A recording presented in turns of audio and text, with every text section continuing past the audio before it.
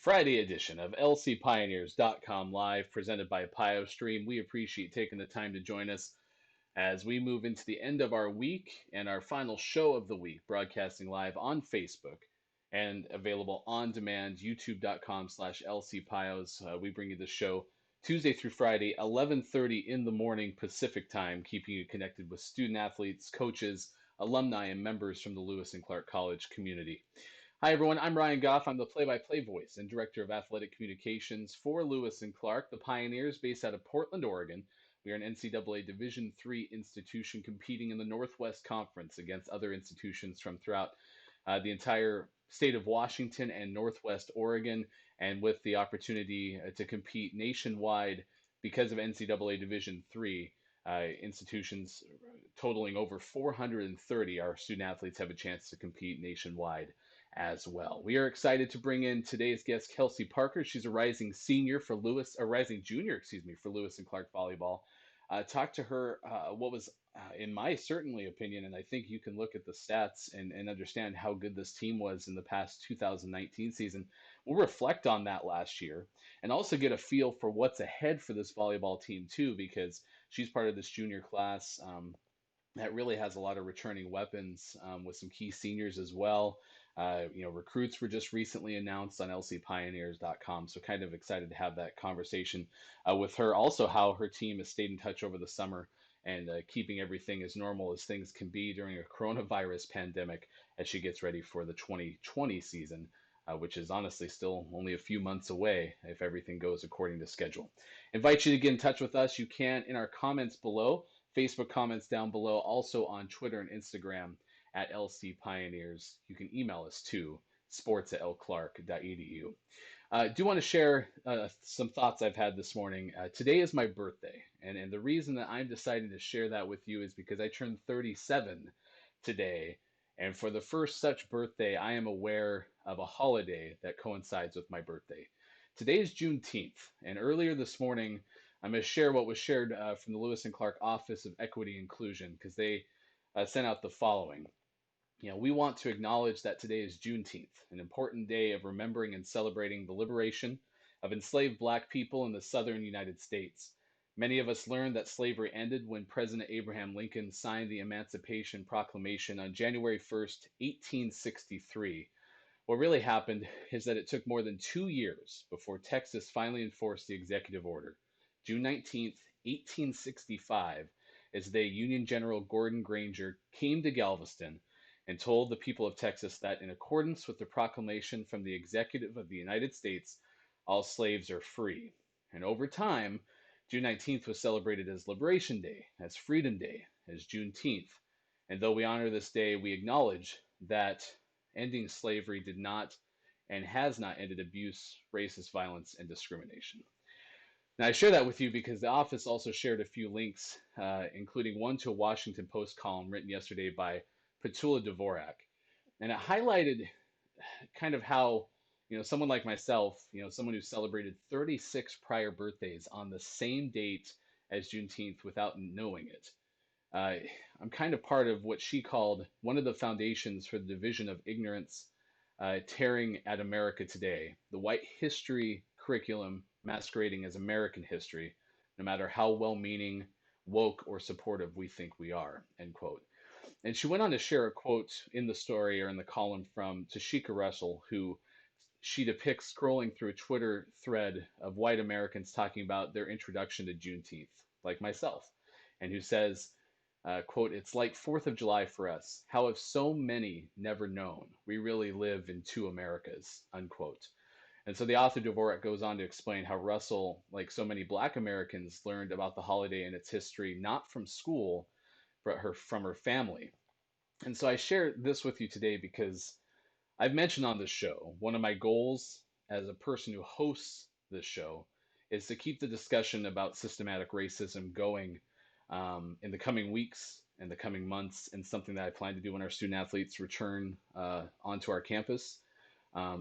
Specifically for me, I'm learning about the specifics of what it means to be an anti-racist and what being an ally means. And for me to become aware of this holiday that so many have celebrated in our country that happens to coincide with my birthday is a pretty clear depiction of the work that I have to do in that journey. And so, with the goal of spreading information, because I think that's one thing that is become apparent that is something we can all contribute in this quest of being um, more aware of just the systematic racism that exists in our country.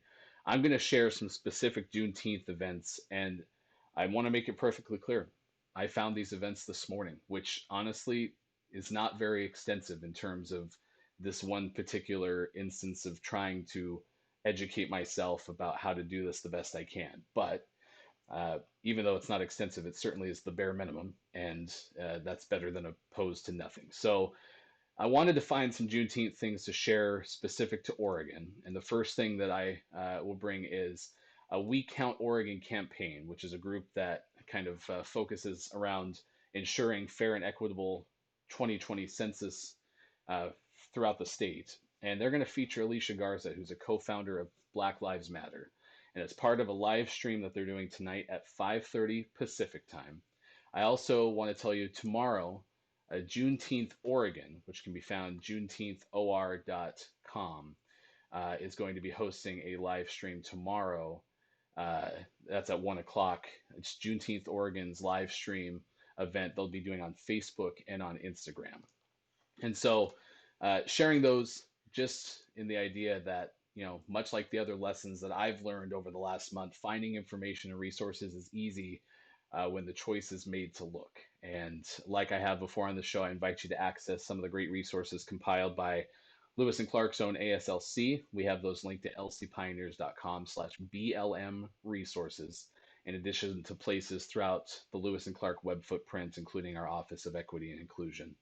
I will share the links in our Facebook Live comments below to both the We Count Oregon and Juneteenth Oregon events, and invite you to do the same. If there's a Juneteenth event that you would like to share, certainly would hope that you link that as well in the comments below.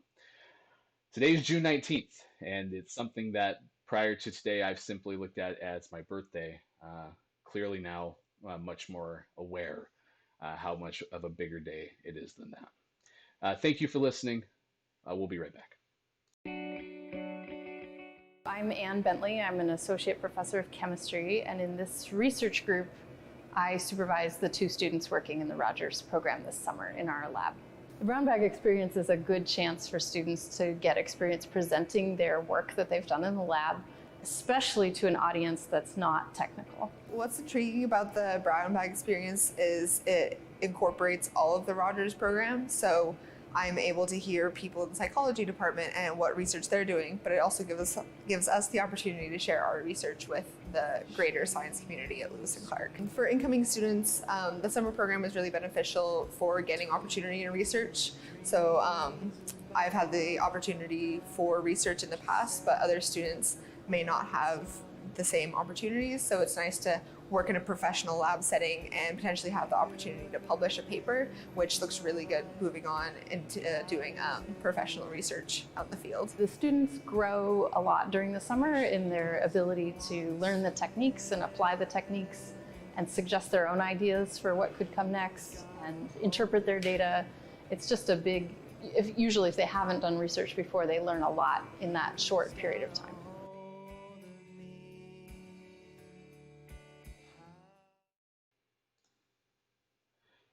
Welcome back to lcpioneers.com Live, presented by PioStream. We are on Tuesday through Friday at 11:30 on Facebook Live and archived on our YouTube channel, youtube.com/lcpios.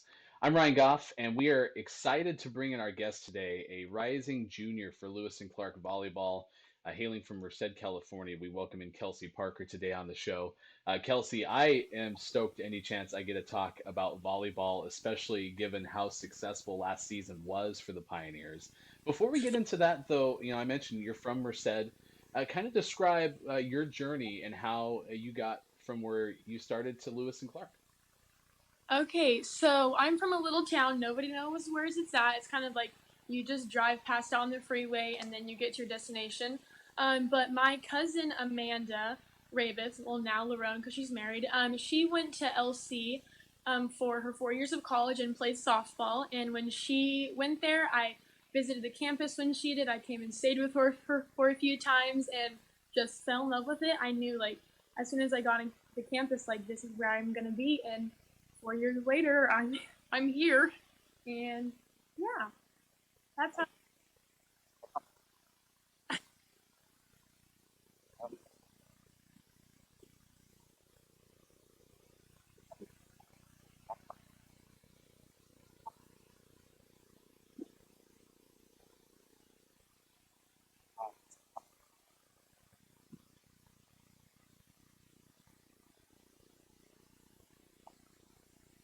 The first thing that comes to mind is our senior weekend, which was our last two home games. We played Whitman and Whitworth, and they were both from Washington.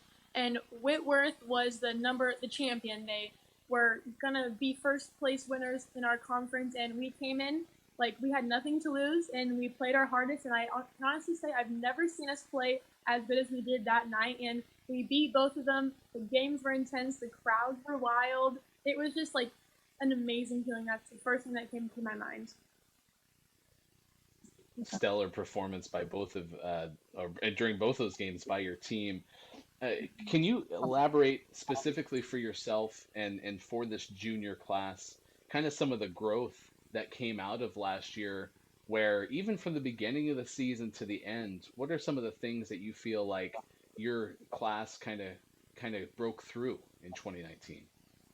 Yeah, so um, I'm a class of nine, and when we all came in as freshmen, there was a whole bunch of seniors. We had the biggest team. I think it was like 21 or 22, something enormous. A lot of girls sat the bench, and throughout the first year, only I think two, maybe three freshmen played. The rest sat the bench, and we were all super discouraged. I think like getting into collegiate volleyball, faster tempo and whatnot. So we all struggled with like confidence issues. So sophomore year, we unfortunately lost six seniors. So it gave us a little energy boost and like confidence, at least for myself as well, thinking, okay, like we lost a whole bunch of seniors. This is our time to shine now.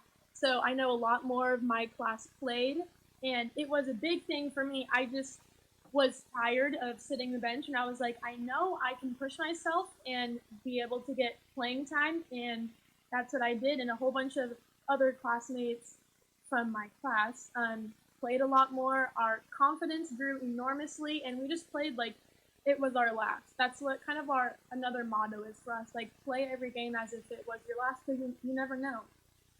Kelsey Parker joining us on lcpioneers.com live, rising junior for Lewis and Clark volleyball. I mean, you're absolutely right. I mean, 61 sets you played last year, in 22 matches, and definitely an impact player on the team.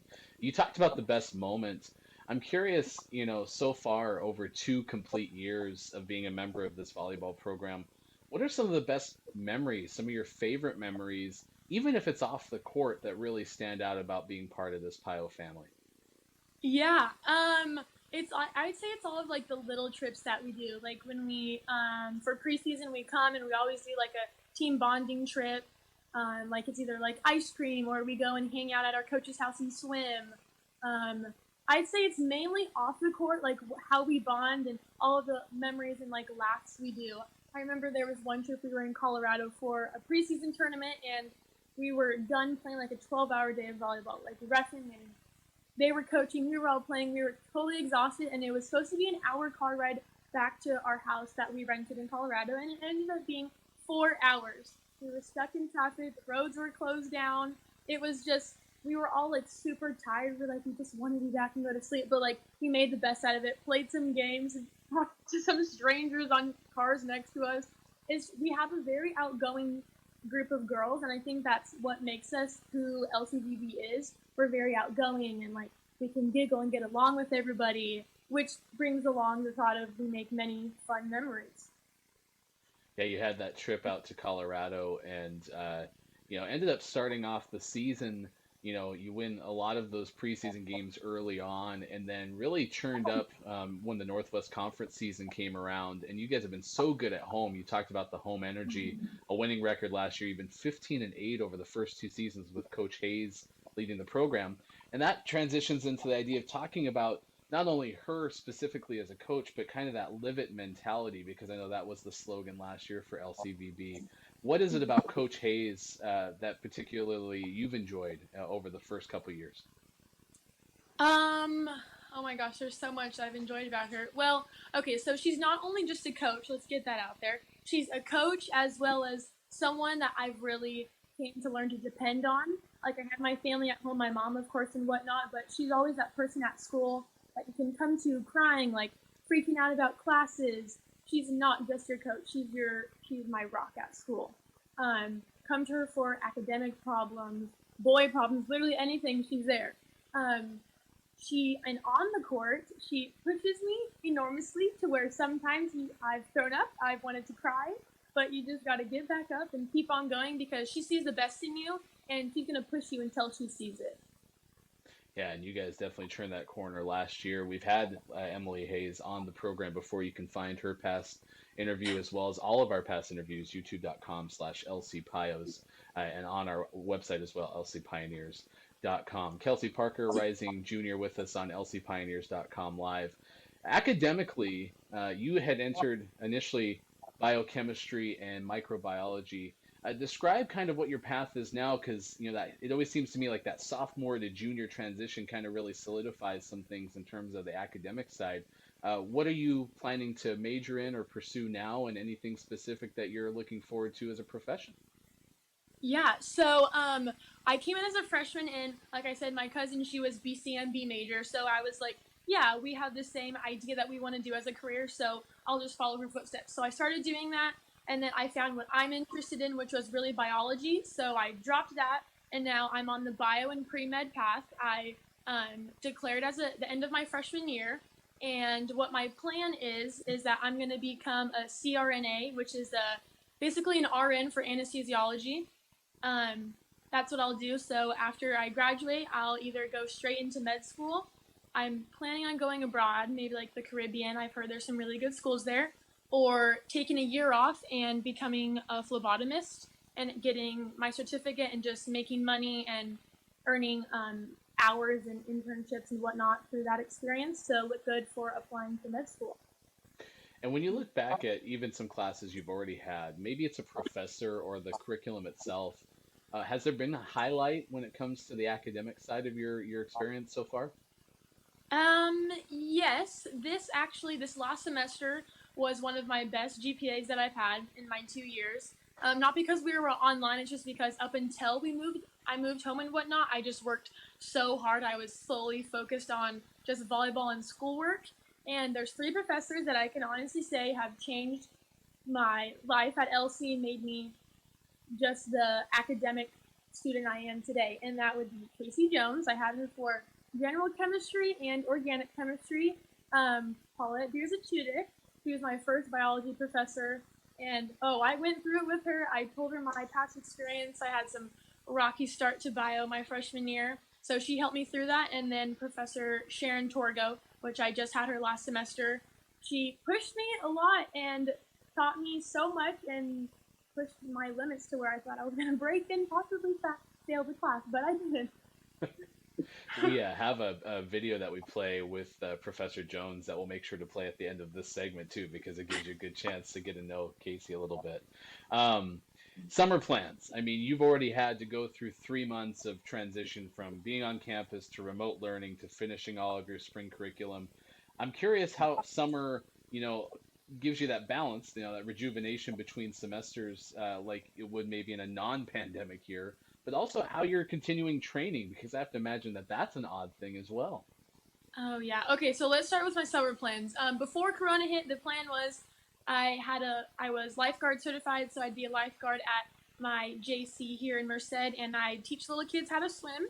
And then I was gonna get a job and work in the ER at the hospital, but that all fell through. So now I'm just babysitting and house sitting, nannying. I'm cleaning for my neighbors, and what else am I doing? Oh, it's kind of like Uber Eats called Postmate and like Instacart. I'm like delivering food and getting groceries to people that need it.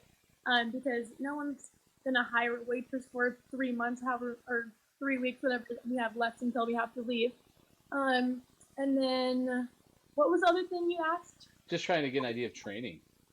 Yeah, training's really hard.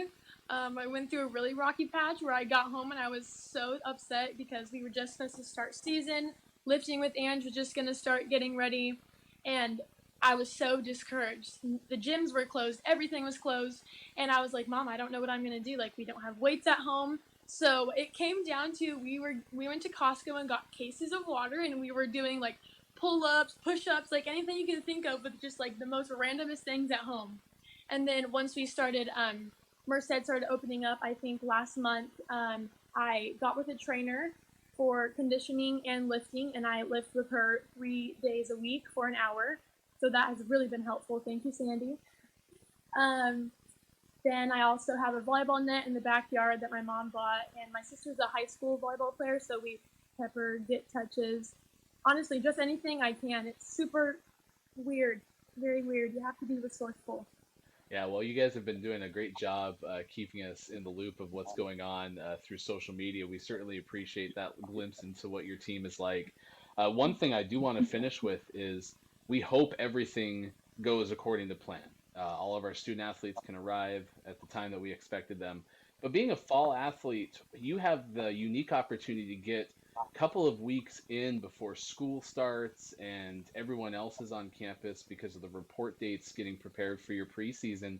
Can you give us a glimpse into what it's like during those first 2 weeks and to have all the practices but no classes to attend, bonding opportunities with your team? Kind of give us an inside glimpse of what those week or 2 or 3 weeks are like. Yeah, so I would say it's like torture and a gift. We get there, we have a day and a half to move in, meetings the next day, and then right after that, 2 days in, we play volleyball up until everyone gets back and moves in. We normally have two practices a day that run 2.5 to 3 hours long. Sometimes a few days we have three practices a day. Um, we literally eat every single meal together. We bond together. We go on ice cream trips, dinner trips, playing games, card games, just talking. That's really a time that we get to know the freshmen and see what they're like, see how they mesh with us, get them into equipped with like how to live in LC and adapt. Um, yeah, it's just a lot of being together, learning each other's tendencies, and really grinding out volleyball mode and trying to compete with other schools.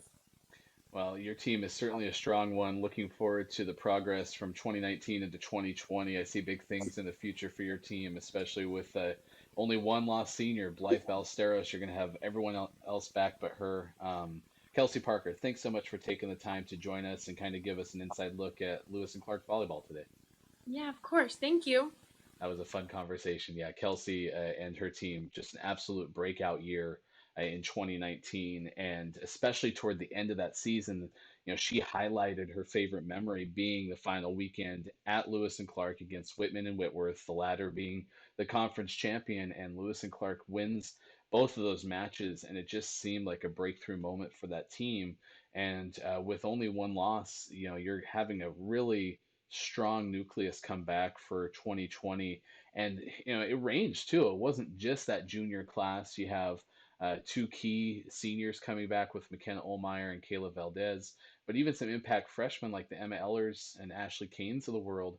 Emma led the entire conference in blocks as a freshman. So it kind of shows you, the range that this team has coming back, even though in numbers it's certainly led by Kelsey's junior class. So big thanks to Kelsey for joining us and talking to us about Lewis and Clark volleyball today. Final show of this week, I should say. So next week we will have at least these three scheduled guests. Still working on our fourth for next week. Planning to talk to Ben Welker of men's golf on Tuesday, and then follow that up with his coach James Yen.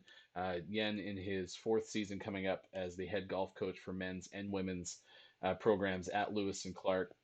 And James, as I mentioned yesterday too, is the final spring coach that we've yet to talk to, as the show is now about 12 weeks old.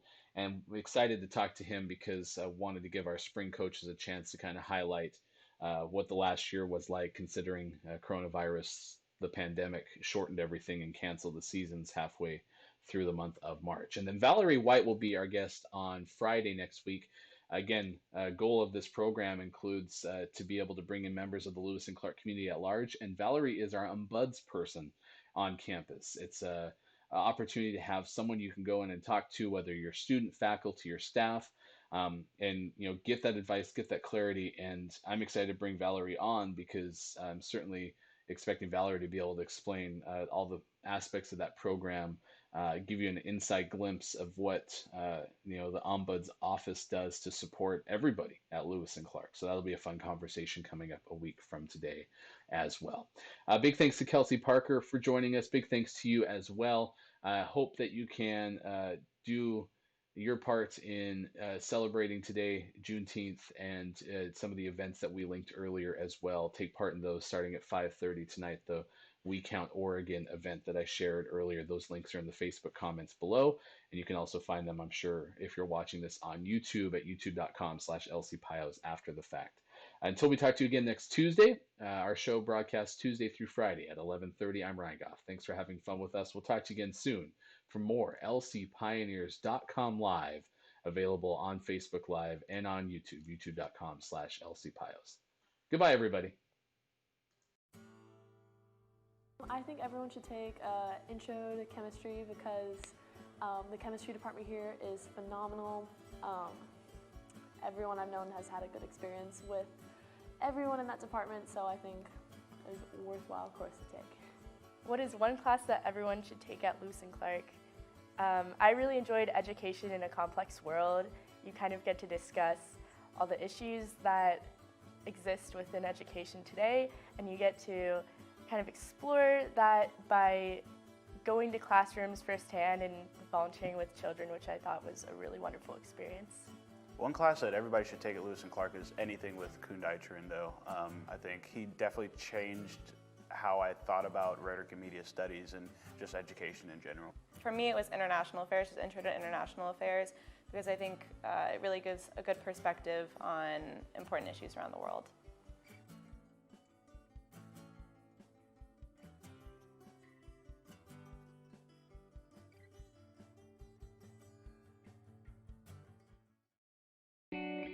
I'm Casey Jones, and I teach a range of classes: general chemistry, organic chemistry, and also some advanced classes. And I have a research lab that currently I have 4 students working with me as part of the Rogers program. The summer experience is a way to get really deeply involved in the science that is here and be able to start to define what might be what you want to do next. So the brown bag gives our students a chance to explain their research and really show the context and the application of what they're doing to a very broad range of students and faculty. It's interesting to be able to communicate to other scientists what your work is, and it forces you to learn how to talk about your subject so that not only experts in your field can understand it, but others can understand it as well, which I just believe is a good life skill. To talk about your research in a way that anybody can understand it really is a valuable experience, and it's something that you don't get a lot of practice for except in these contexts. Because oftentimes you're giving a presentation to a classroom filled with people who know basically the same things that you do, but in a brown bag, you have to be able to explain and provide motivation for everything that you're working on and why it's important and why it's relevant to be studying.